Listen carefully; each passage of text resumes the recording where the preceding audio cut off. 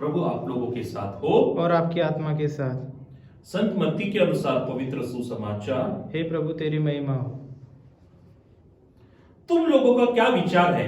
किसी मनुष्य के 2 पुत्र थे। उसने पहले के पास जाकर कहा, बेटा जाओ आज डाकबरी में काम करो। उसने उत्तर दिया, मैं नहीं जाऊंगा। किंतु बाद में उसे पश्चाताप हुआ और वह गया।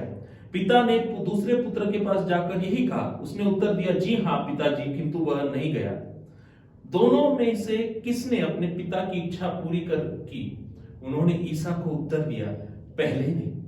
इस पर ईसा ने उनसे कहा, मैं तुम लोगों से कहता हूं, नाकेदार और वेश्याएं तुम लोगों से पहले ईश्वर के राज्य में प्रवेश करेंगे।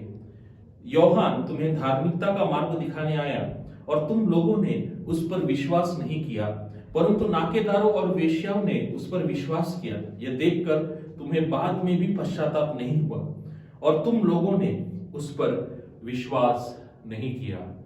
प्रभु का सुसमाचार। हे क्रिस्त तेरी स्तुति हो। क्रिस्त में मेरे प्रिय भाइयों और बहनों, आज के सुसमाचार में यीशु पारंपरिक कहानी रचना का उपयोग करते हैं। ये पारंपरिक कहानी रचना है 2 भाइयों की कहानी, और ऐसी समान रचना हम संत लूक के सुसमाचार में भी देख सकते हैं। सुसमाचार प्रवर्तक मत्तई सुद्धा मत्तई भी इस कहानी रचना का उपयोग करते हैं।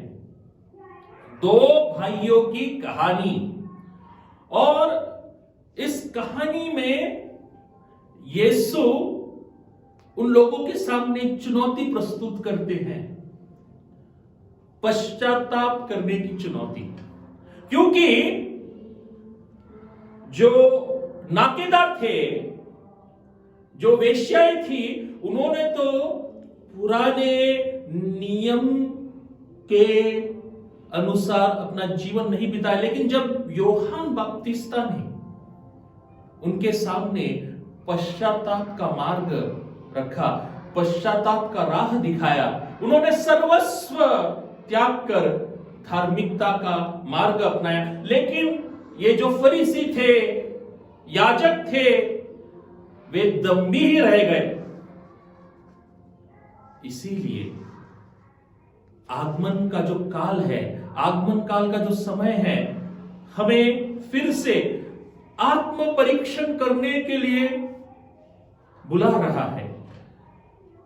आत्म परीक्षण सही रूप से करें। अपने हृदय में जो भी कटुता है उसे हम फेंक दें और पश्चाताप के मार्ग पर चले। जिस तरह संत लूसी, जिनका स्मृति दिवस हम मना रहे हैं, वे पश्चाताप के मार्ग पर चली, ईश्वर के मार्ग पर चली, और अंत में उन्हें अपना जीवन समर्पित करना पड़ा। वे शहीद बन गए। आइए पश्चाताप करें, पाप स्वीकार करें। आमीन।